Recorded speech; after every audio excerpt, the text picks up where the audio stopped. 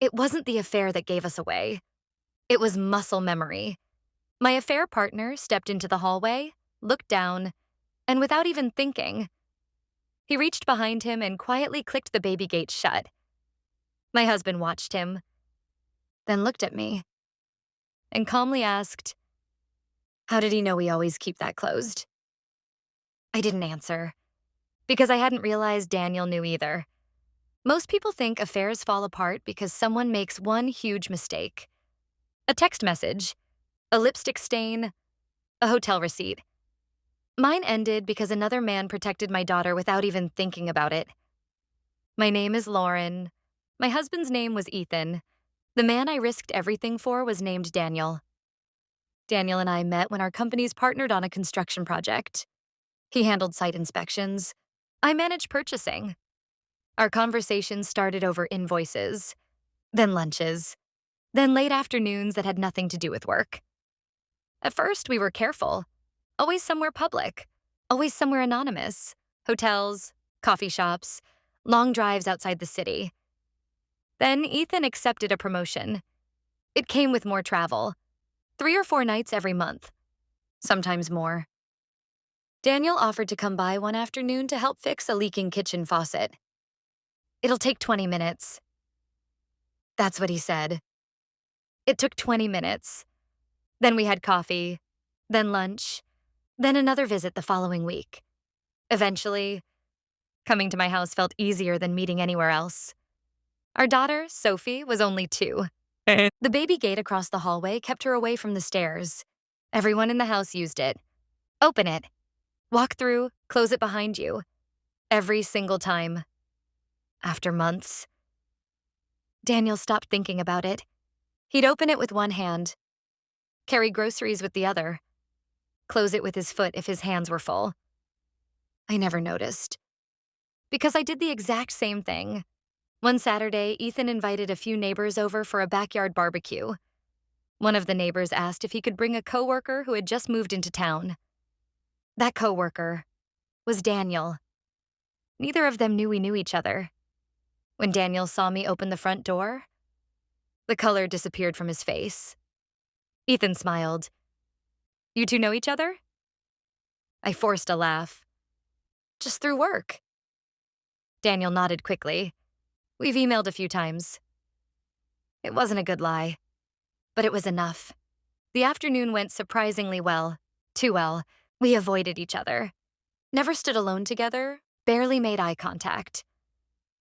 I started believing we'd actually get through it. Then Sophie wandered toward the stairs. Daniel noticed first. Without looking, he walked after her, opened the baby gate, picked up the stuffed rabbit she'd dropped, handed it back.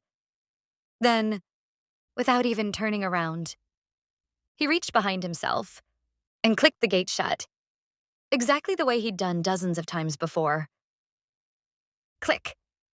The sound echoed through the hallway. Ethan was standing in the kitchen doorway, watching. He frowned, not angrily, curiously. "Thanks." Daniel smiled. "No problem." Then Ethan asked, "How'd you know we always keep that gate closed?" Silence. Daniel looked at the gate, then at me. Nothing came. I guess it just seemed safer. Ethan nodded slowly. Interesting. The conversation moved on. Everyone else forgot about it within seconds. I didn't. Neither did Ethan. After the guests left, we cleaned the backyard together, folded chairs, collected paper plates, threw away empty soda cans. The entire time. He never mentioned Daniel. That frightened me more than yelling would have. After Sophie went to bed, Ethan sat at the kitchen table. "When did it start?" There wasn't any point lying. "Almost a year." He nodded once. "I thought so." I stared at him. "When did you find out?" He rubbed his wedding ring, slowly. 9 months ago. 9 months. 9 months of family dinners, weekend trips, birthday parties, Bedtime stories. 9 months of him already knowing. Every memory changed. The quiet, the patience, the kindness. He hadn't been waiting for proof. He'd been watching patterns. I noticed little things. The faucet had been repaired. The loose cabinet stopped squeaking. The hedge got trimmed. I knew someone was helping around the house. He smiled sadly. I just didn't know who. Tears blurred my vision. I'm sorry. I know. Another long silence. Then he looked toward the hallway. The baby gate still stood closed.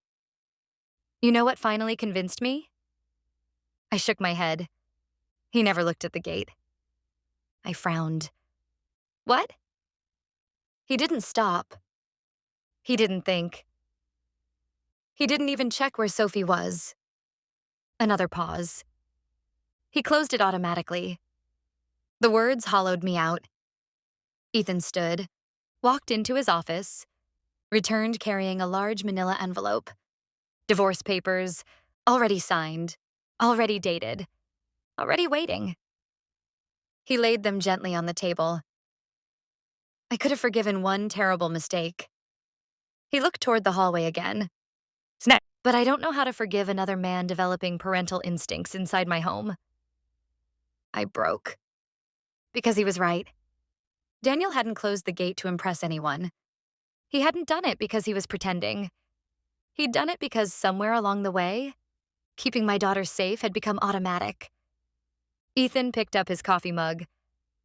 People build habits where they feel they belong. He looked at me one last time. And habits are harder to explain than lies. He walked upstairs, leaving me alone in the quiet house. That night, I couldn't stop staring at the baby gate. Such a small piece of plastic. White, scuffed from years of use. Something parents stopped noticing after a while. I finally understood why Ethan had. The gate wasn't evidence of an affair.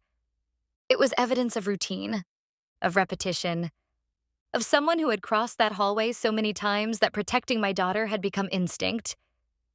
Years later, I barely remember the arguments. I barely remember signing the divorce papers. I barely remember what Daniel said when I told him it was over. But I still remember that tiny sound.